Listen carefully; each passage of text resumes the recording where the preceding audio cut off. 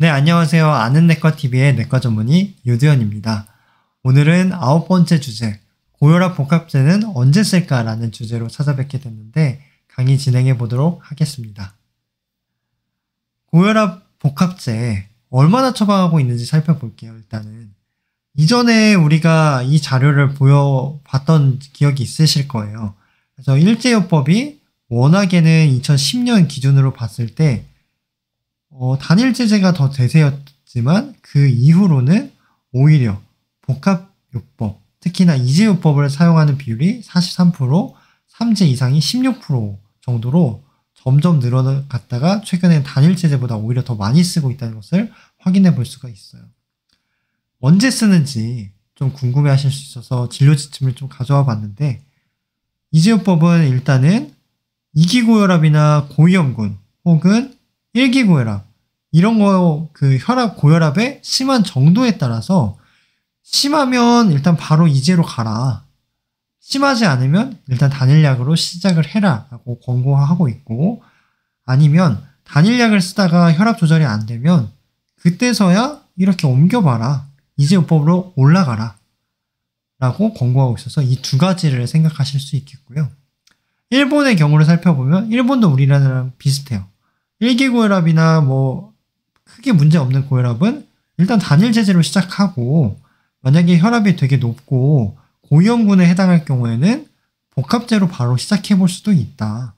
근데 우리나라랑 마찬가지로 여기서도 만약에 단일 제제로 혈압 조절이 안 되면 도즈옵, 그러니까 혈압의 용량을 2배로 올릴 수도 있지만 거기서 올리는 것 말고도 그냥 복합제로 넘어가는 것도 제시하고 있었습니다.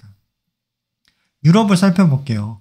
유럽은 여기서도 마찬가지로 일단은 고혈압이 정도가 그렇게 심하지 않은 환자들, 그리고 노인 환자분들 같은 경우에서는 그냥 단일제제로 해라 라고 얘기하고 있지만, 여기 큰 틀은 듀얼 컨비네이션을 제시하고 있어요.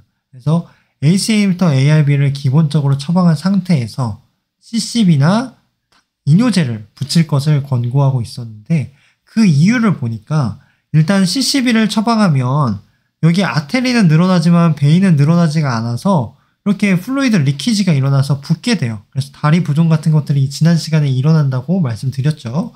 근데 여기다가 ARB를 더 붙이게 되면 이 베인도 늘어나는 효과를 얻어서 플루이드 리키지가 더 이상 일어나지 않아서 부종을 막을 수 있는 그런 효과를 이끌어낼 수 있어요. 이것 말고도 여러 임상 데이터들이 ACE 인히비터, 그러니까 ARB, CCB 복합제가 단일제제보다 오히려 임상적으로 더 우수한 효과를 나타내거나 전혀 뒤지지 않다, 이런 데이터가 쌓이면서 최근의 트렌드는 그냥 이니셜로 바로 복합제를 시작할 것을 권고하고 있다는 것을 기억해 두시면 좋을 것 같아요. 그래서 일단은 우리나라는 그 진료 지침에 따라야겠죠. 그래서 보니까 일단은 2기 고혈압이나 고위험군에 해당할 경우에서는 일단 처음부터 이제요법을 투여하고, 하지만 그것과 별개로 최근에 유럽이나 기타 다른 나라에서는 이제요법이 그만큼 부작용도 줄이고 더 임상적으로 우수한 효과들을 나타낸다는 데이터들이 쌓이고 있어서 가급적이면 이제요법을 시작하는 것도 고려해보는 것이 필요하다라고 말씀드리고 싶고요. 그 다음에 단일약제로 만약에 혈압 조절이 안 되는 경우도 있을 거예요.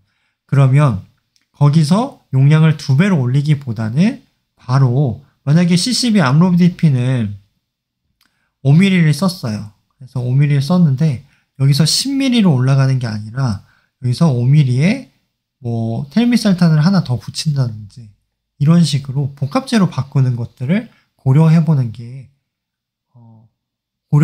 케이스를 우리가 기억해두면 좋겠죠. 그래서 다시 정리하면 이제요법을 투여하는 경우는 처음부터 투여하는 경우와 아니면 쓰다가 혈압 조절이 안 돼서 혈압을 더 조절하고 싶을 경우, 그때 복합제로 넘어간다 라고 생각을 해두시면 좋을 것 같습니다. 그래서 궁금할 게, 그러면 복합제 이제요법 알겠다, 그런데 어떤 조합으로 써야 될지 모르겠다 라고 질문을 던지신 분들이 저처럼 굉장히 많으셨을 것 같아요. 저도 그랬거든요. 그래서 진료 지침을 찾아보니까 이렇게 ACE 인히비터의 CCB, 뭐 이뇨제를 투여하고 이런 것들은 알겠어요. 뭐 일본에서도 마찬가지로 ARB, CCB, 뭐 이뇨제 이런 것들은 알겠어요. 근데 어떤 상황에서 ARB와 CCB를 투여하고 ARB와 이뇨제를 투여하고 이런 것들에 대한 감이 안 생겨서 제가 되게 답답하던 찰나에 일단 다른 선생님들이 어떤 처방을 어떤 조합으로 냈는지 한번 좀 살펴보고자 찾아봤는데 여기 보니까 ARB, CCB가 무려 60%나 되고 있고 한 20% 정도, 그게 3분의 1 정도죠. 3분의 1은 ARB에 이뇨제를 처방하고 계시더라고요. 그리고 나머지는 뭐 이런 조합으로 처방하고 있었고요. 그리고 ARB, CCB는 알겠는데 어떤 ARB, 어떤 CCB일까도 또 궁금해서 찾아보니까 암로디핀의 텔미살탄, 역시나 암로디핀, 여기도 암로디핀의 발살탄, 암로디핀의 로살탄 순으로 처방을 많이 하고들 계시더라고요. 그래서 기준을 좀 찾아보니까 어떤 환자는 ARB의 CCB이고 어떤 환자는 ARB의 이뇨제일까 보니까 여기 보니까 이전에도 말씀드렸어요.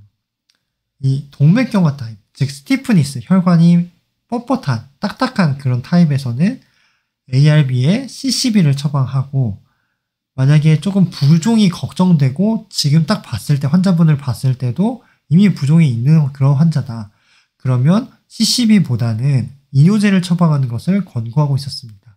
또 지난번에도 말씀드렸지만 여기서 우리가 어떤 환자가 스티프니스고 볼륨인지 감이 잘 안 서신다 라고 생각하시는 분들은 환자분의 가정혈압을 요구를 해서 환자분이 밤에 혈압이 더 높다. 그럴 경우는 볼륨 리텐션 타입일 가능성이 높고 환자분이 낮에 혈압이 오히려 더 높고 혈압이 측정 그 폭이 굉장히 데이 투 데이가 되게 변동성이 커요. 그럴 경우에서는 스티프니스 타입이다 라고 생각을 해두시면 좋을 것 같습니다. 그래서 정리를 해보면 일단 이제요법은 우리가 기본적으로 ARB를 처방한 상태에서 거기서 동맥경화나 고령이 있는 그런 환자들은 ARB의 CCB로 가고요. 만약에 부종이 염려되는 만성 신기능장애나 만성 심부전, 심장이 안 좋으신 그런 환자분들은 ARB의 이뇨제로 가는 게 어떨까 하는 그런 제 나름의 정리를 소개해 드렸습니다. 더 궁금한 내용이 있으시거나 아니면 제게 좀 틀린 부분이 있다거나 좀 정정해 주실 부분이 있다면 댓글로 언제든지 남겨주시면 저도 함께 공부해보는 시간이 될 것 같거든요. 그런 의미에서 제가 또 유튜브를 하는 거기도 하고요. 그래서 이상 여기까지 강의를 들어주셔서 너무 고생 많으셨고요. 다음 시간에 더 좋은 주제로 찾아뵙도록 하겠습니다. 감사합니다.